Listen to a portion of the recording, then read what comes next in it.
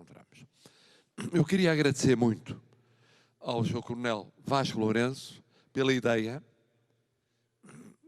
por esta tarde, pelo testemunho, pela paixão, que, aliás, os 4 partilharam.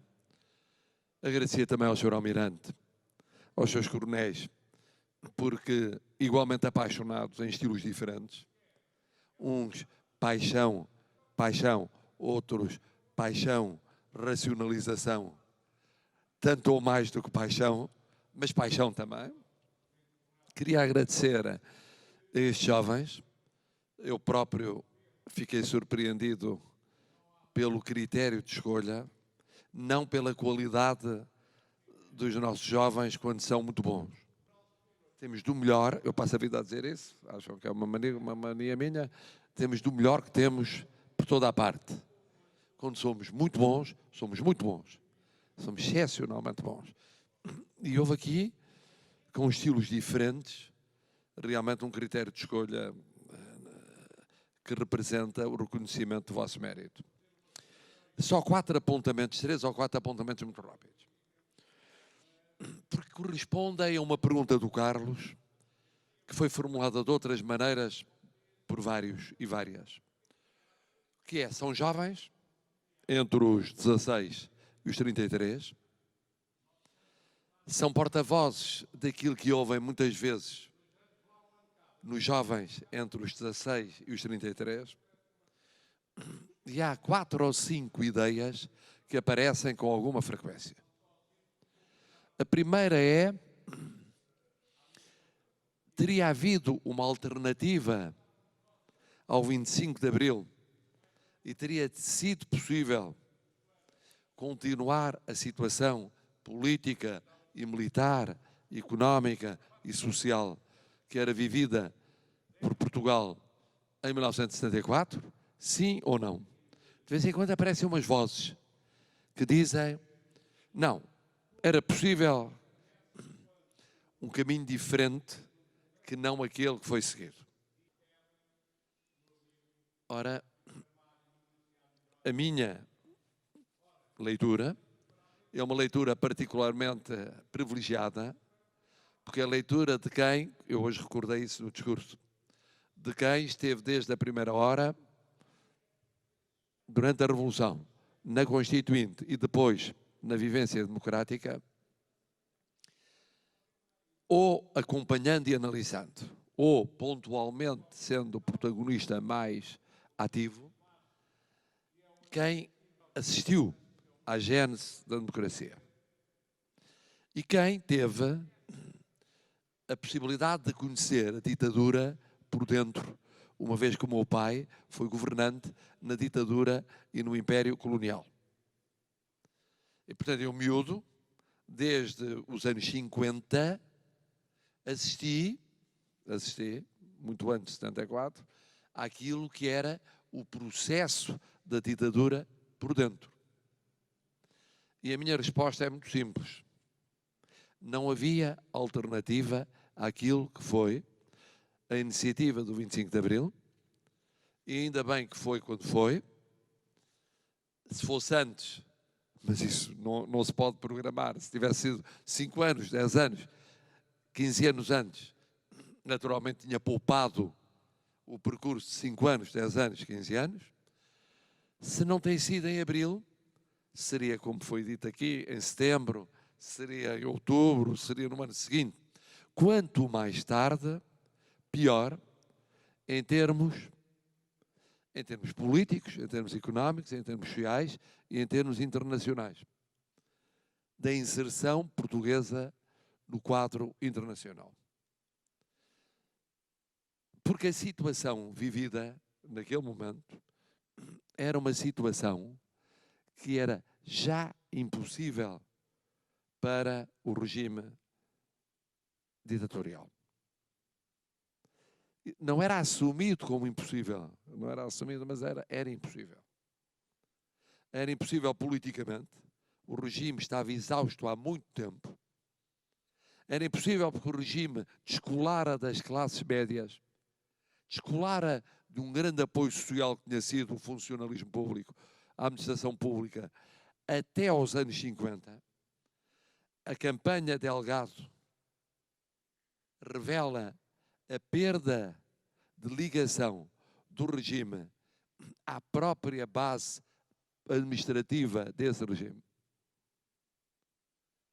Humberto Delgado ganhou as eleições. Ganhou.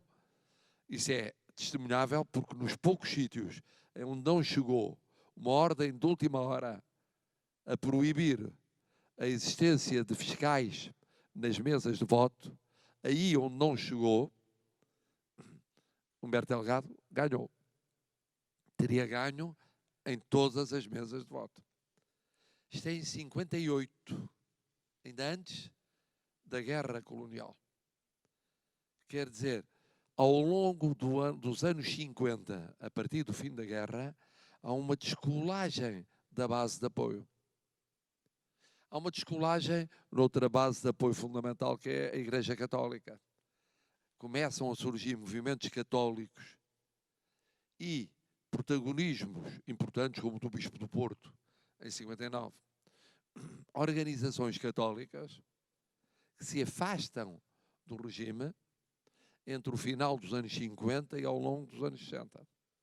É o que se passa nas universidades, a partir da crise de 62, e num crescendo até os anos 70.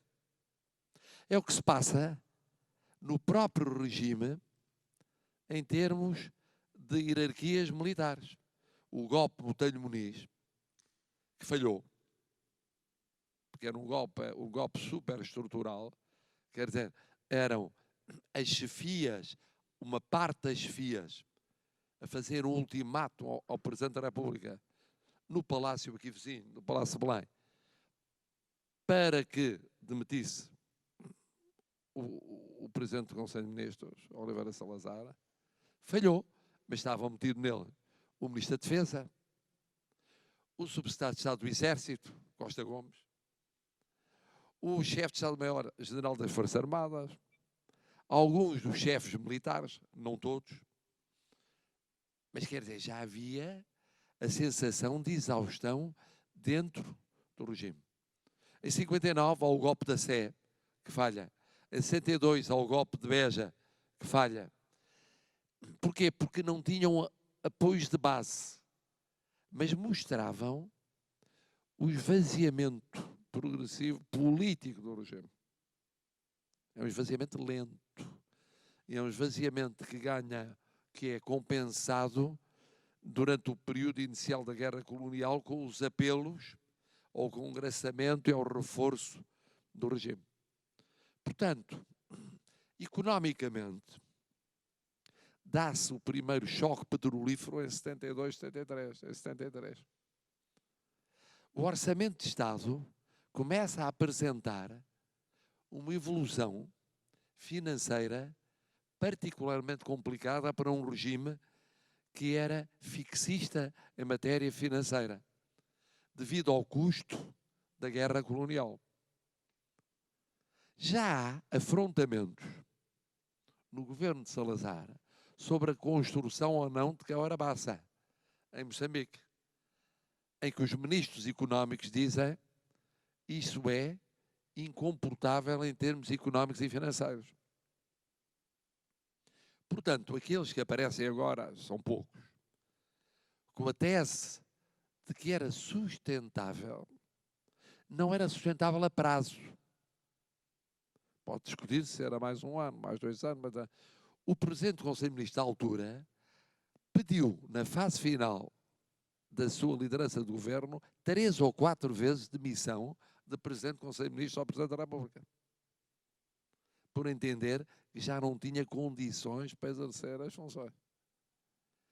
Portanto, é evidente, isto não retira o mérito ao protagonismo dos heróis de Abril, que dizem que não são heróis, mas enfim, dos capitães de Abril, não retira mérito, mostra que as teses que agora surgem, de que a situação era outra, não era. Chegou a haver um livro publicado explicando que militarmente a situação era uma situação favorável à ditadura, em Angola, em Moçambique e na Guiné. Não era verdade.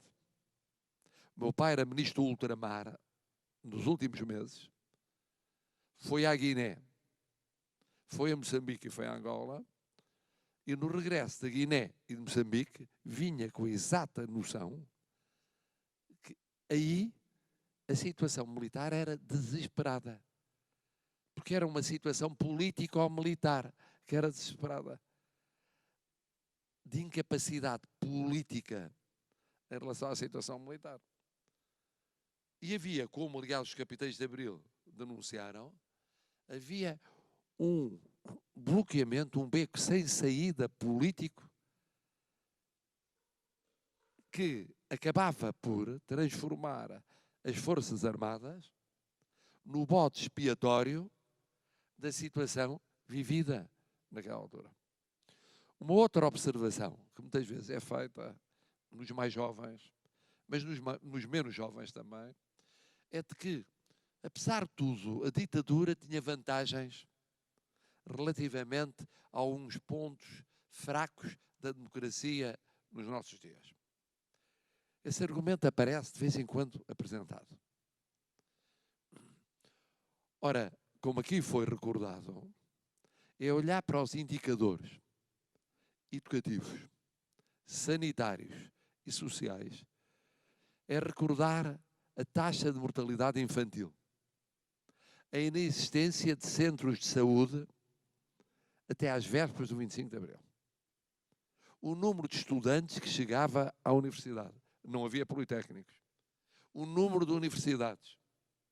O que era assistirmos, nós os privilegiados, eu era privilegiado, a ver colegas que começavam, quando eu comecei o meu ensino primário, o ensino primário era obrigatório era de 4 anos de escolaridade obrigatória, para os rapazes, 3 para as raparigas. 3. Só passou a 4 já no final dos anos 50. E mesmo com a extensão que é efetuada nos anos 60 para 6 anos de escolaridade obrigatória, eu vi os meus colegas chegarem à 4ª classe e a maioria não ia para o liceu. Pois nos que iam para o liceu, no fim do 2º ano, a maioria saía.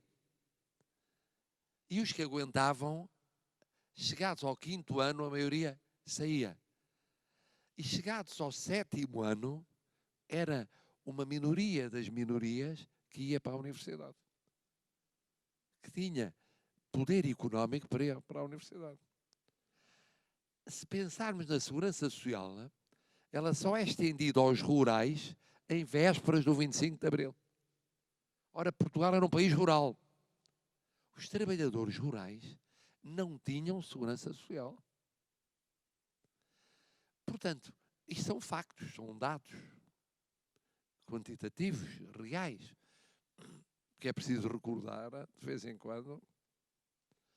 E eu sinto muita vontade, tenho uma autoridade moral dupla para recordar, por ter sido privilegiado e ter podido conhecer a realidade anterior ao 25 de Abril de dentro e beneficiado como privilegiado que pôde estudar, fazer a universidade, começar ainda ao mestrado, o equivalente ao mestrado e acabá-lo antes do 25 de Abril. Mas acabávamos o mestrado, 2 alunos em cada área da Faculdade de Direito. 1, 2 por ano, quando eram. De um curso inicial, de 1000 alunos que entravam na faculdade. Muitos deles voluntários que trabalhavam. E terminavam 100 e tal. A licenciatura. Portanto, para ter a exata noção de que realmente, eu não estou a falar dos indicadores políticos, que eles são óbvios. Eu contei-vos, trabalhei em jornais desde os anos 60, meados dos anos 60, e o que era a censura, depois chamado exame prévio. O que era o controle da liberdade de reunião e de manifestação. Mesmo nos anos 70, 72, 73, eu fui a colóquios e depois obtive a ficha da PIDE dos colóquios onde tinha participado, e o meu pai era ministro. O meu pai era ministro.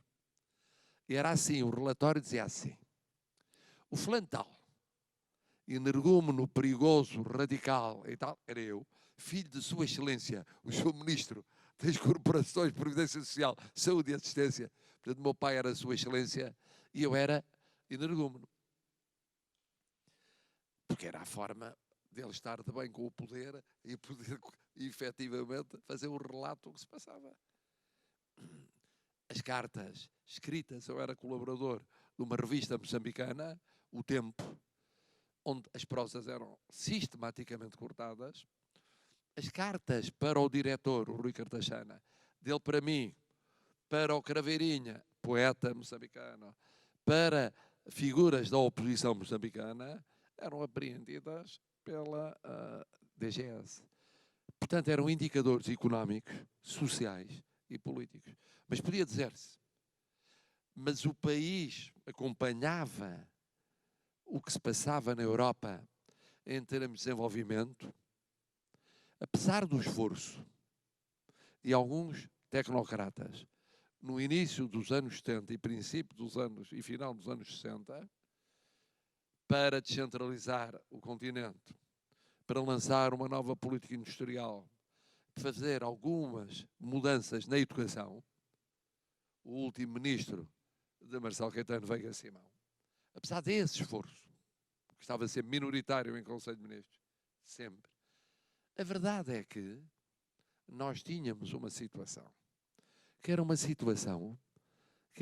situação de distanciamento progressivo e acelerado relativamente aos vizinhos europeus. E os indicadores mostravam isso. Portanto, há que responder com a realidade àquilo que é muitas vezes apresentado como um panorama ridente, um panorama alternativo à democracia, traduzido pela situação vivida antes do 25 de Abril.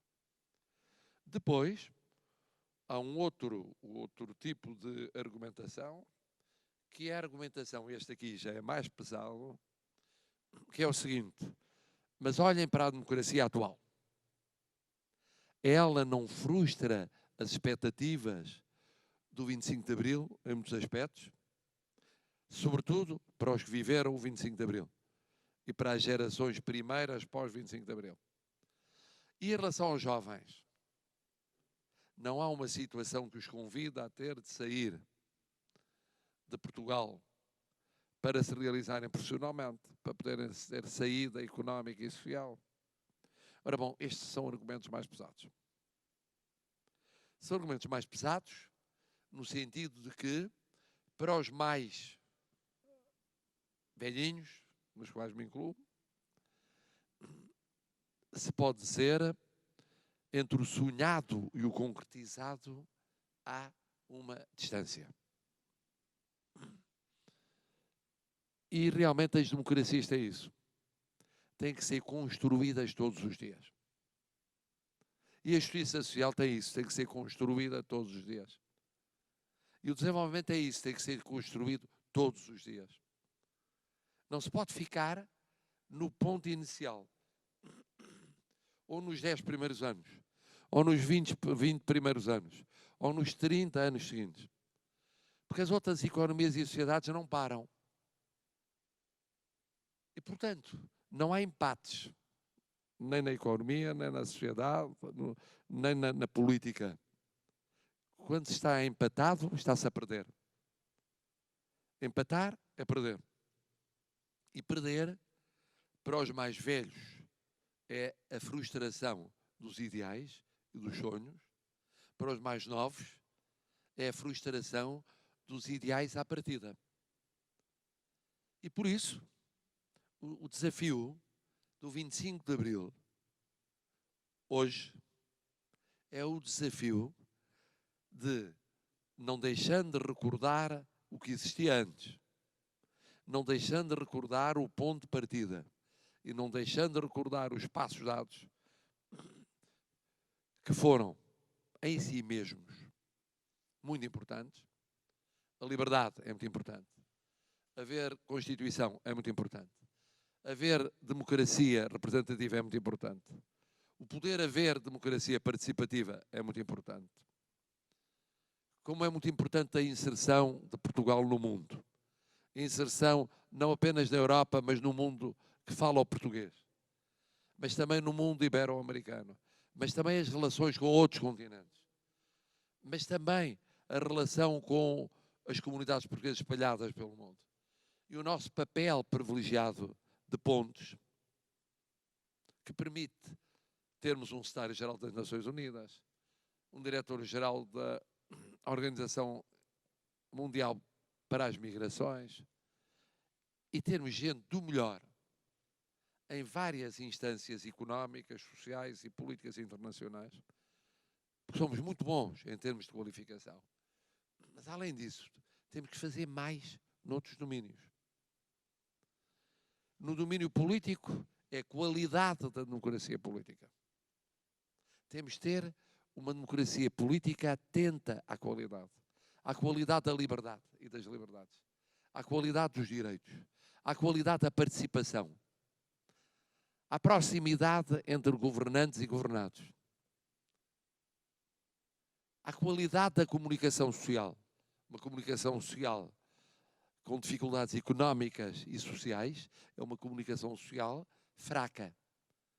É, portanto, naturalmente, com mais dificuldade para ter qualidade. Temos de lutar por isso. Não podemos dizer, se já somos democracia, chega. É verdade que esta última sondagem de onde falar mostra que só há 4% que diz que não somos democracia. Mas só há também 10% que diz que somos plena.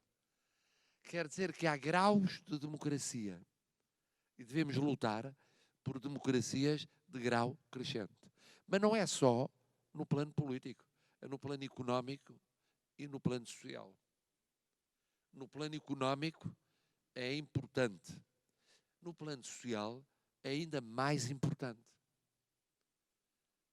Temos de combater a pobreza que se rigidificou na nossa sociedade, que anda sempre à volta de 2 milhões. Melhora quando não há crise, 1.700.000, 1.600.000. Piora quando há crise, porque quem está em risco de pobreza cai em pobreza. E vai para cima de 2 milhões. Temos de corrigir as desigualdades. Falou-se aqui dos interiores, que não há apenas um, há vários. A várias velocidades. As desigualdades no leque de repartição da riqueza. E temos de ir corrigindo isso. Porque senão a justiça social passa para segundo plano. Temos de ir garantindo que os poderes fácticos estão sujeitos a escrutínio democrático. Porque senão esses poderes fácticos, de repente, podem ter derivas menos conformes com a democracia pluralista. E temos de viver tudo isto não cedendo à tentação de laivos ditatoriais. Porque às vezes é a tentação de tanto amar a democracia, de perder a paciência para o que é fundamental em democracia, que é a liberdade crítica, que é o pluralismo. E este é um argumento pesado. Este é um grande desafio. Que nos obriga a mais e melhor. Eu hoje terminei a minha intervenção na Assembleia a dizer, temos que fazer mais e melhor. Não podemos estar satisfeitos. Se o sistema político ou partidário está a ficar rígido e não dá respostas e deixa vazios que são preenchíveis por mensagens diversas, diferentes, é porque não está a rejuvenescer e não está a renovar-se adequadamente. Se os parceiros económicos, patronais e sociais, patronais e sindicais, não cobre a realidade. Eu, em 2018, no 25 de Abril, eu disse, atenção, que eu acho que o sistema político, o sistema económico e social não estão a acompanhar os desafios do tempo. Isto vai dar movimentos inorgânicos e fenómenos e tropismos que depois foram qualificados de populistas, e vai dar rapidamente. E eu fiquei na altura comentasse que era pintura abstrata. O que eu estava a dizer. O segundo semestre desse ano foi a demonstração de pintura concreta. A multiplicação de movimentos sociais inorgânicos sem enquadramento nos parceiros sociais clássicos,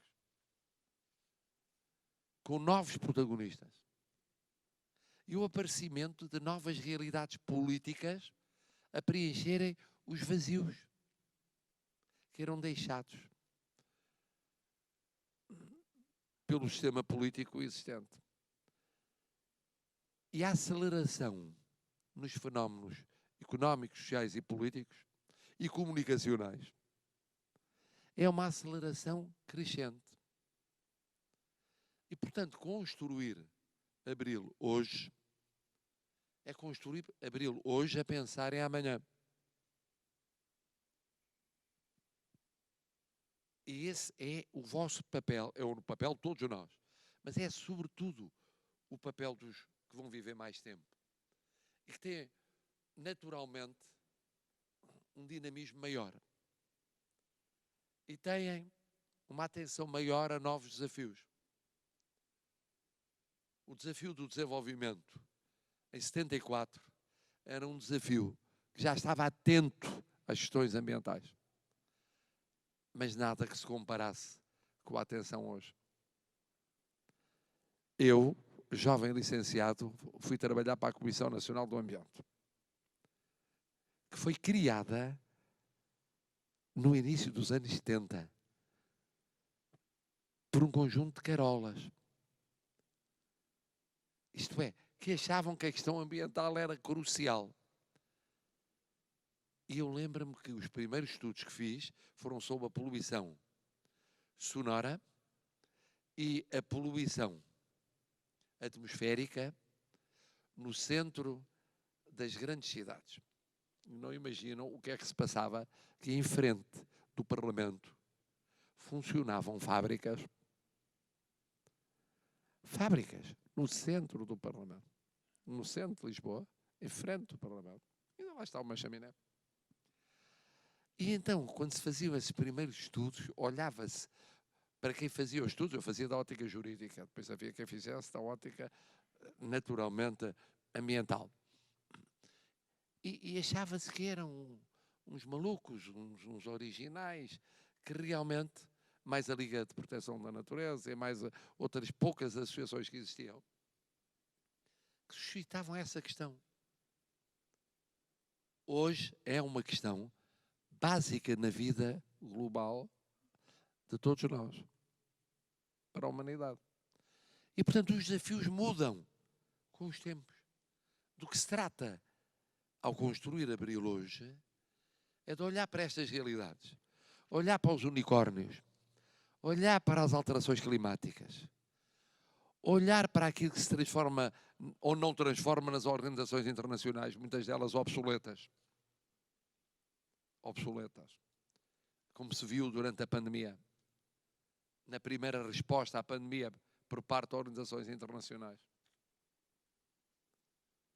A própria União Europeia reconheceu isso. Não estava preparada porque a saúde não era uma das componentes da União Europeia. E, portanto, podia acontecer uma pandemia que fazia parar a economia, uma parte da economia e da sociedade, e, portanto, da União Europeia, mas a União Europeia, dessa matéria, ou nessa matéria, não estava em condições de intervir rapidamente, porque não era um dos domínios de integração europeia. Estão a ver a vossa responsabilidade e o vosso papel. E daí a importância do encontro de hoje, e não é do encontro, é de estarem conscientes do vosso papel. E quando perguntam o que é que se pode fazer para tornar Abril hoje vivo, como aqui foi dito, a pergunta deve ser colocada a vós. Porque são os jovens quem deve ter o papel essencial na resposta a essa questão. A minha geração teve naquela ocasião. Era claro, era descolonizar, democratizar e desenvolver. E depois havia várias leituras sobre cada um dos temas, sobretudo o desenvolver e o democratizar. Haveria vários modelos, mais parlamentaristas, menos parlamentaristas. Mais participativos, menos participativos. Mais representativos, menos representativos. No desenvolver, mais Estado, menos Estado. E mais Estado, quanto Estado?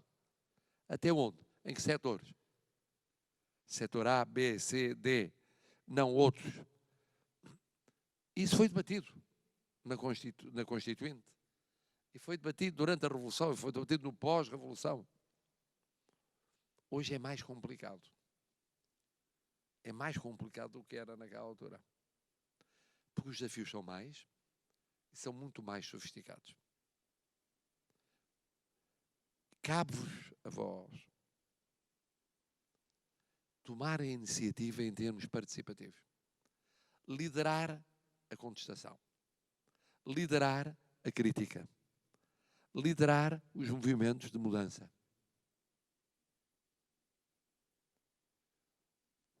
Por muito que mude o que está estabelecido, tem sempre menos ímpeto reformista do que quem está menos estabelecido. Quem é mais jovem, quem está menos aburguesado, quem está menos condicionado por um percurso, por uma biografia, por quadros institucionais, tem maior liberdade para criar, para inovar, para transformar, para reformar. Esse é o vosso desafio. E não se resolve dizendo, mas isso é o que nós estamos a fazer na nossa vida, mas não é política. É política. Tudo é política. Tudo é política. Tudo é política. Não, os políticos estão lá longe e tal, e nós não os compreendemos, não percebemos o discurso deles. Eles falam uma coisa, nós falamos outra. Eles pensam numa coisa, nós pensamos outra. É muito simples. Substituam os políticos. Esses políticos. Todos somos políticos. E, portanto, a solução está em participar mais, não é participar menos. Em participar em tudo. Participar onde estão a fazer política. É fazer política aquilo que cada um de vocês está a fazer. É fazer política, fazer isso com responsabilidade social, olhando para aqueles que menos têm, são mais pobres, são mais dependentes, são mais explorados. É fazer política também, criarem movimentos, ONGs, criarem associações, criarem partidos, ou transformarem os partidos existentes, intervindo no que chamam a política. Quando política é tudo.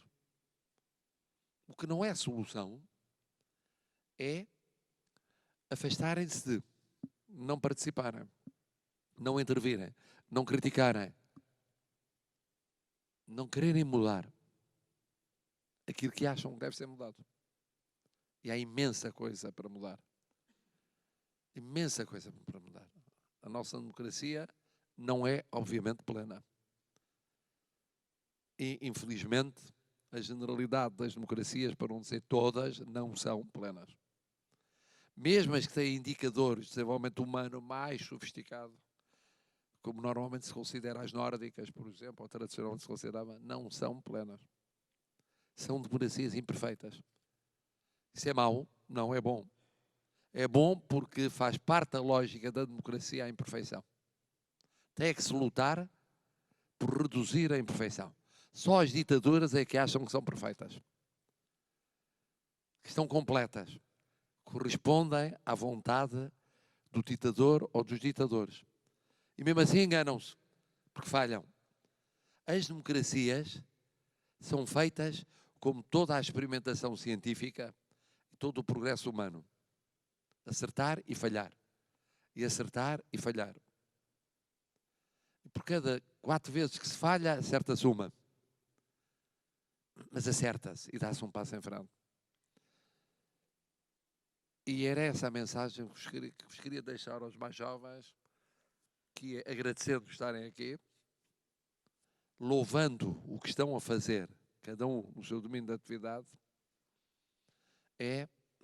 continuem despertos. Como dizia a Sofia Melbrenner, uma grande poeta portuguesa, nós vemos, ouvimos e lemos, não podemos ignorar. Vocês veem, ouvem e leem. Não podem ignorar. Se não podem ignorar, mudem o que têm a mudar. Bom, e agora vamos ver como é que os capitães de Abril reagem à transição para o 26 de Abril de 2021. Corremos o risco de ficar cá até à meia-noite. Obrigado por terem vindo.